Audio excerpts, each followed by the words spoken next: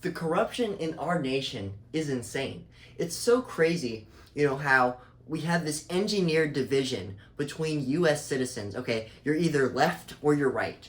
You're either progressive or you're, traditional, conservative. You're either woke or you're red pill, right? And it's completely ridiculous. It's all the result of an engineered psychological operation that's designed to prevent an economic revolutionary populist movement that would overturn this enormous wealth gap in the dissolution, the dissolving of the middle class that we've seen since the revolt of the elite with Mr. Reagan, okay? So the problem is, everybody is so, disagreeable. If you argue against one point of some, leftist, then they'll be like, oh my gosh, you're a Nazi, okay? You're crazy, right?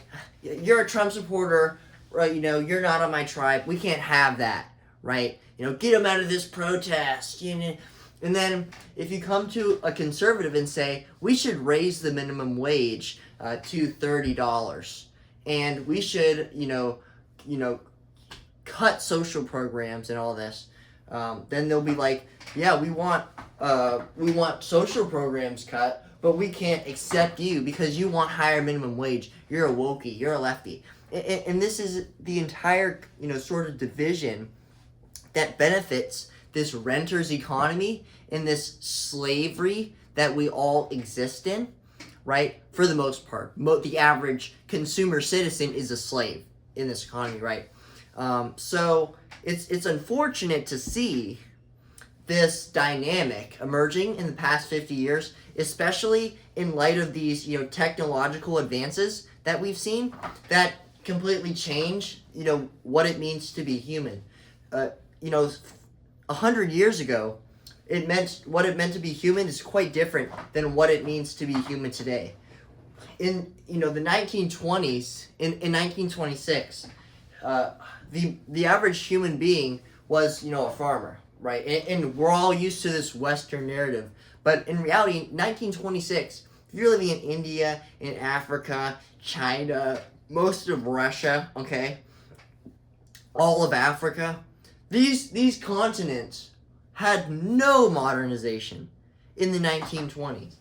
These, most people were farmers, and now the dynamic is completely shifted. Almost everybody has access to internet now. It's now a majority. It's past 50%. People have access to the internet.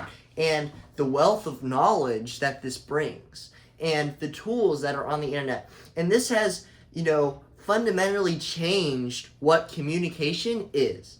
More than the television, more than the radio, more than, even telecommunications, right? This has completely changed it. Because now we have information interchanging and being exchanged so fast that culture is engineered and evolves fast with it. That's why we see these new terms like, 6-7 or whatever. That no one says that anymore, but everyone was saying it.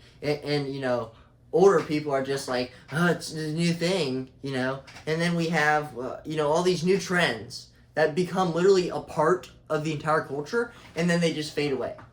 And all this is all, carefully designed to make sure that people are fluid, malleable, right? A fear-based political system. We're all at war. There's a huge scarcity. That's all, that's all designed to make you scared and to consolidate power, to excuse, surveillance programs. This is not what we need. We need constructivism. Constructivism is my political philosophy. And it teaches, that, we're tired of this two-party shit. We're tired of this Democrat-Republican tribal emotional connection that people have. And we're going to be rational about the economy of the United States and how we're going to handle, the world economy at large and, position Americans in a place where we're going to be able to concentrate our wealth, right? Which is not happening from either party. The Republicans, all they want is, more excuses, to have more tax cuts, to not give any social programs, and also to keep wages low, make sure that, things stay as they are. And people aren't forward thinking, right? And then the liberals, they want to waste all these tax dollars and do all this deficit spending, which is going to destroy the world economy and give us a depression worse than what we saw in the 30s. This is insane. So constructivism is going to offer a new way, and we're going to flip this whole narrative, and we're going to increase minimum wage and salaries. Salaries should be necessarily increased. We're going to implement non-linear tax increases, and I'll release videos explaining each one of these topics that we're bringing in to the American political spectrum. We're not adopting all the values. It's all or nothing. This is left or right bullshit. We're taking pieces from each and building a logical and rational framework that's going to offer everybody a new solution, because people want to vote for the lesser of two evils, but you should really vote for something that's going to build your future prosperity and that of the nation. Thank you. I'll see you in the next one.